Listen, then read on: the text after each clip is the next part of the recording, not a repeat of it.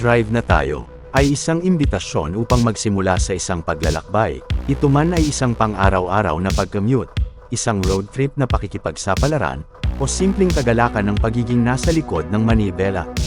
Ito ay isang pariralang kumukuha ng kilig sa paggalugad, kalayaan sa bukas na kalsada, at pangako ng mga bagong karanasang naghihintay na matuklasan. Kaya, ikabit ang iyong seatbelt at samahan kami sa pag-alis namin sa isang hindi malilimutang biyahe. Ang aming destinasyon ay Santa Rita de Cascia Church, Padre Burgos, Quezon Province.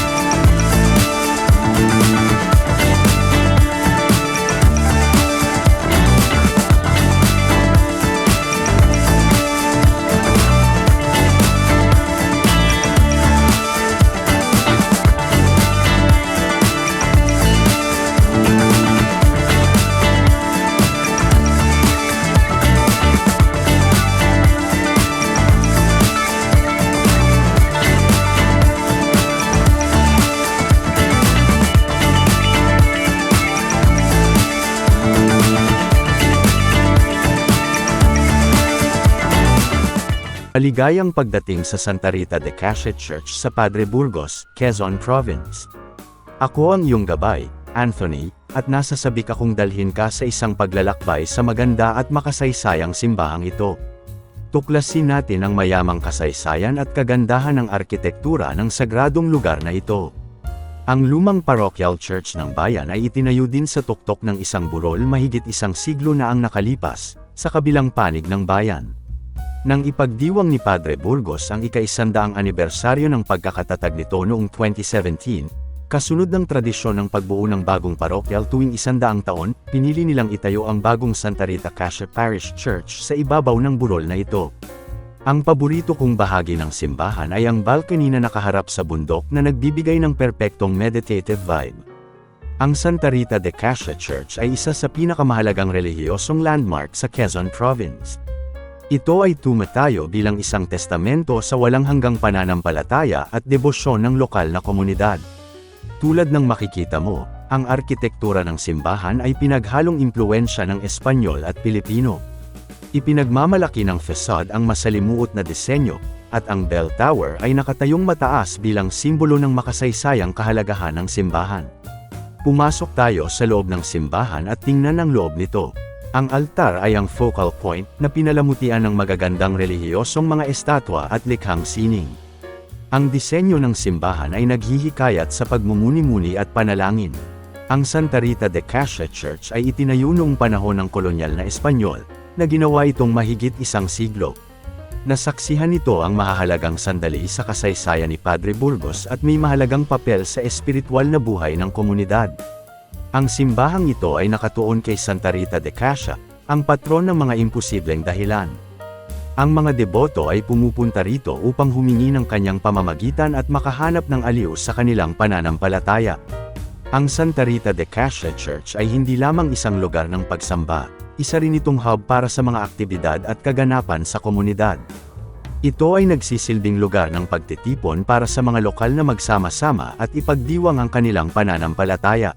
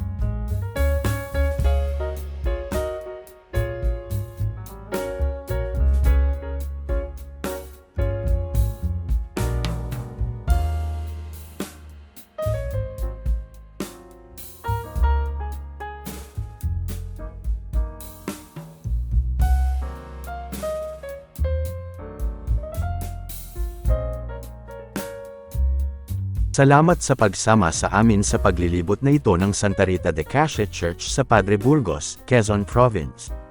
Umaasa ako na nakakuha ka ng mas malalim na pagpapahalaga para sa kasaysayan, arkitektura, at espiritual na kahalagahan nito. Huwag mag-atubiling mag-explore pa o gumugol ng ilang tahimik na sandali sa panalangin. Kung mayroon kang anumang mga katanungan, mangyaring huwag mag-atubiling magtanong.